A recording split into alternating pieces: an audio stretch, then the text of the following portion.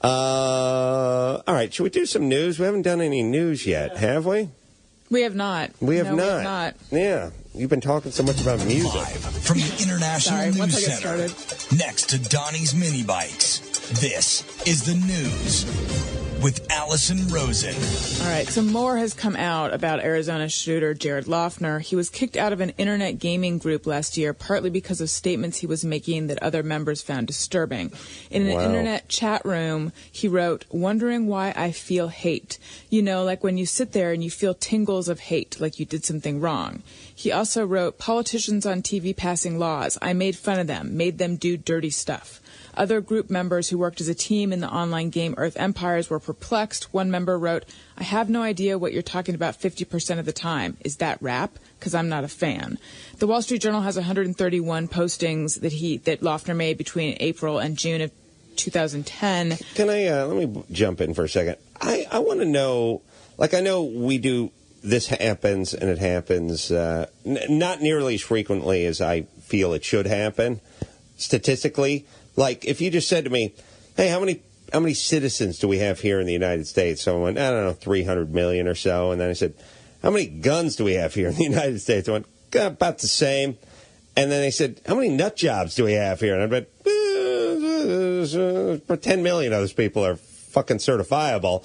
And then he said, "Well, how often would one of them get one of these devices that can, you know, have a clip that holds 13 rounds or a banana clip that holds 30 rounds and walk into a public place and, you know, unload?" Right. I'd say, I don't know, twice a week, every other week, twice a month. Like, the fact that this only happens every 5 to 7 years, as sad as it is sort of surprising to this atheist, like, considering all the fucking whack jobs out there and all the medication out there and all the tequila out there and all the fast food out there and all the, you know, crazy death metal out there and all the internet kind of whatever affirming. out there. It's weird that it doesn't happen more often, really. Yeah, I was actually thinking about that. I was thinking about how this story has been dominating the news and dominating my news and here, and it's just because it is so unusual.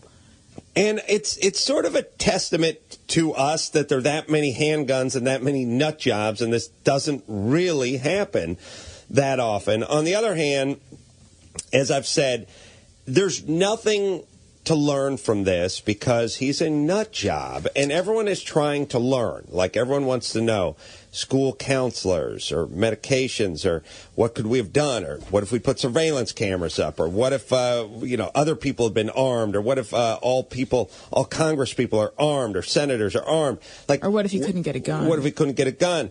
And there's all this stuff, and it's really when he's a nut job, and as I've said many times, the only lesson here is where are the parents and why don't they know their son is a homicidal nut job, and that's the only line of defense we have. But there's all this stuff coming out about the crazy stuff he wrote and just all these times that he was acting disruptive and crazy. Is there anything anyone could have done? Well, here's the problem. Acting, I mean, he wrote, "I bet you're hungry because I know how to cut a body open and eat you for more than a week." Smiley emoticon. Wow.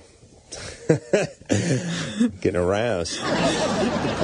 Here's the thing, though. How many fucked up teens or even fucked up young males have written fucked up things to ex-girlfriends or teachers or coaches that cut them from the team? I mean, it's that thing.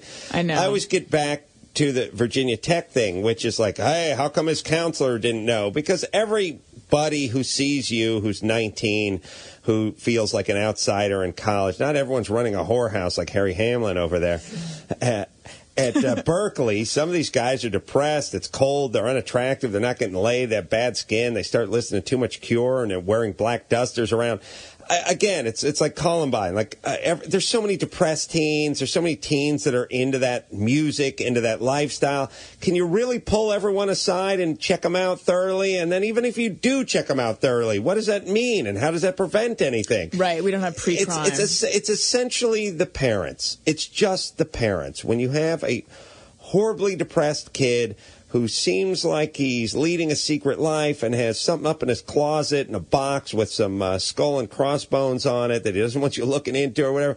It's your job as a parent to protect society from that kid. And that's why I always want the parents just put up on trial for manslaughter. See if they get it. Here's the deal. Here's how manslaughter works. Did you murder anyone? Well, there's some dead people. Did you do it yourself?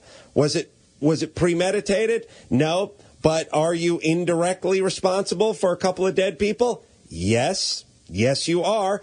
Put the parents up on trial and televise it nationally and let the world see it. And here's the deal.